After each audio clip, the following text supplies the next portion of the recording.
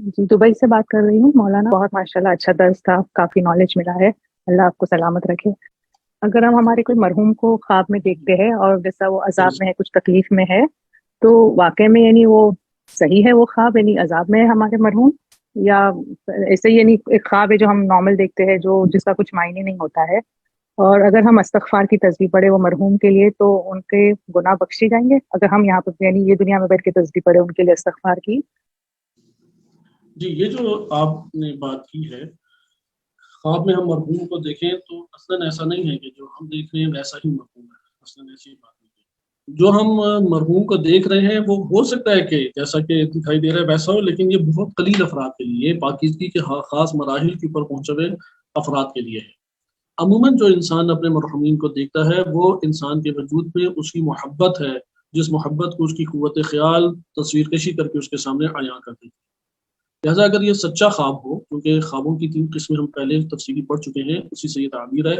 मसलन एक ख्वाब है कि उसकी ताबीर की ज़रूरत नहीं है, जैसा देखा वैसा ही वाक़या होगा। जैसे इब्राहीम अलैहिस्सलाम ने देखा अपने बेटे को ज़िबा कर रहे हैं, वैसा ही वाक़या। एक ख्वाब वो है कि अज़ग़ासुल अहलाम है, यानी हकीकत असलन रखते ही नहीं है, हमारे नफ्स की अपनी इजादात है। जैसे ख़यालात हमारी इजादात है, इस तरह वो ख्वाब भी इजादात है। अक्सर बेशतर लोगों के और हमारे ख्वाब इसी कबील से ताल्लुक़ रखते हैं। एक ख्वाब वो है कि जो हमें ग़ैबी तौर पे माना दिया गया, लेकिन उस माना से साज़गार एक तस्वीर कशी या फ़िल्म टाइप चीज़ वो हमारी क़ुव्वत ख़याल ने बना दी।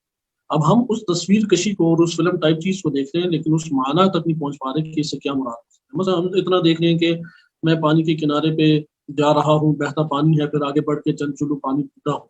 अब ये जो मंज़र है, पीछे माना क्या है, उलमा बयान करते हैं कि आप एक इल्म से लबरेज़ होंगे, किसी इल्म को आप हासिल करेंगे। यानी पानी या देखना और उसके साथ इर्तिबात इल्म की निशानदेही करता है। ये माना तक रसाई बनती है।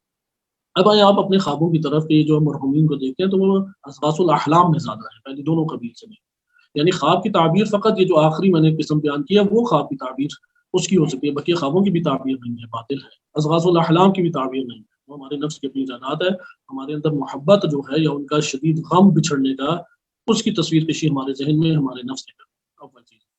हाँ, अगर किसी को अल्लाह ताला ने खबर दी हो कि तुम्हारे मरहूम इस तरह से और उसका हक़ अदा करो, जैसे वाक़या भी मैं अभी आपको मैंने सुना रहा था वैसे हमारे पास है वाक़यात भी, तो ये पाकीज़ा अफ़राद से ताल्लुक़ रखते हैं। ये तो एक बात हो गई, इसलिए हम ये नहीं कह सकते मुझे जब अपने मरहूम नज़र आएँ तो ये हकीकी ख्वाब है, अक्सर बेशतर अज़ग़ास अहलाम है। इसलिए आपको वो घरानों में जहाँ पे वफ़ात हुई हो बच्चे की या उनके बहुत करीबी अज़ीज़ की, वो अक्सर कई ख़ानदानों के अफ़राद को ख्वाब में दिखाई देते हैं। तो ये उनका अपना उससे क़ल्बी ताल्लुक़ है कि जिसको हमारा ज़हन एक खुद ही तस्वीर कशी बना के भेज रहा है। या इसी तरीके से आप ये वाक़या सुनते हैं कि रूह आई होगी कि बड़ी खुशबू आई। ये भी उसको रूह इन नाक से नहीं कोई आ रही, किसी और को जो है उसे कोई खुशबू नहीं आएगी। वो उसके अपने नफ्स के अंदर से वो है तसव्वुर और उसकी उससे वो खुशबू का एहसास कर रहा है। जहाँ तक अमल की बात है तो बिला शक व शुबा हम हदिया कर सकते हैं, क्योंकि मादी चीज़ तो हम नहीं भेज सकते।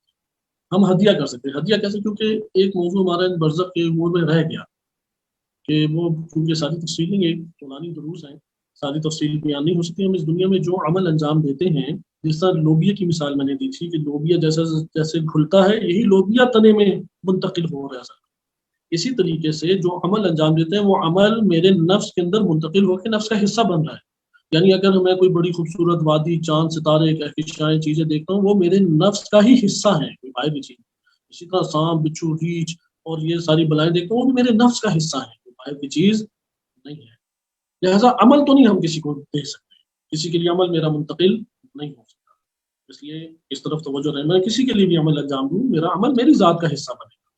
किसी और का कभी भी हिस्सा नहीं बना। यानी मैंने अपने बैंक में पैसे मुंतकिल किए थे, अब मैं इधर सिर्फ़ चाहूँ तो वो तो नहीं किसी और के बैंक में मुंतकिल हों। वो तभी होंगे कि मेरे बैंक से पैसों को निकाल के किसी और जगह लेके जाया जाए। इसलिए मेरा अमल वो ईंट पत्थर हैं जिससे मेरे नफ्स की इमारत कायम हो रही है।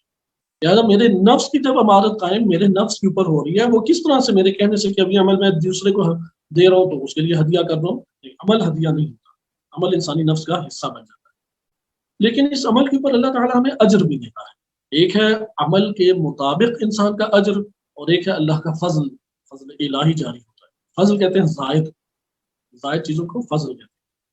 तो ये जो अल्लाह ताला का हदिया देना है, सवाब देना है, कोई फल देना है, बिल्कुल इसी तरह एक लायक लड़का है, बड़ा उसने ज़हमत और मेहनत से पढ़ा, اور پہلی پوزیشن حاصل کی، اور اس پہلی پوزیشن کے طور پہ گورنمنٹ کی طرف سے یا پہلی پوزیشن ہولڈر کو جو انعام ملتا ہے اس کے مثلا اچھی جاب ہے یا ایک اسکالرشپ ہے وہ تو مل گیا، ادھر سے وہ اسکول کے پرنسپل اعلان کرتا ہے کہ ہمارے ادارے کی طرف سے ہمارے اس عزت و رونق بخشنے والے بچے کو یہ انعام دیا جاتا ہے، الگ سے اسے ایک انعام دیا گیا، والدین ایک اور انعام دیتے ہیں، اس انعام کو وہ کسی کو بھی ہدیہ کر سکتا ہے۔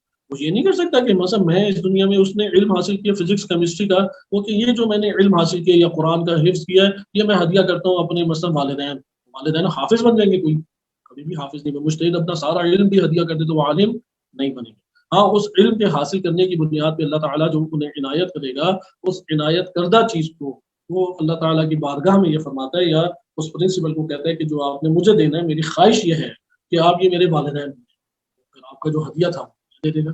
تو اللہ تعالیٰ کریم ہے، وہ اس طور پہ اعمال ہم اللہ کے لیے قربتاً اللہ انجام دیں گے، وہ عمل ہمارے نفس کی عمارت کی تعمیر میں خرچ ہوگا، اور اس کے ثمرہ جو ہمیں ملے گا اللہ کی طرف سے جو اور مزید عنایات ملیں گی، ہم یہ کہیں گے پروردگار اس کا جو تو نے مجھے اجر دینا ہے، اس کا جو تو نے مجھے صلہ دینا ہے، اجر اور صلہ وہ میں ہدیہ کرتا ہوں اپنے والدین فلاں بزرگ کو شہداء کو، یہ ہدیہ اللہ تعالیٰ انہیں کر دے گا۔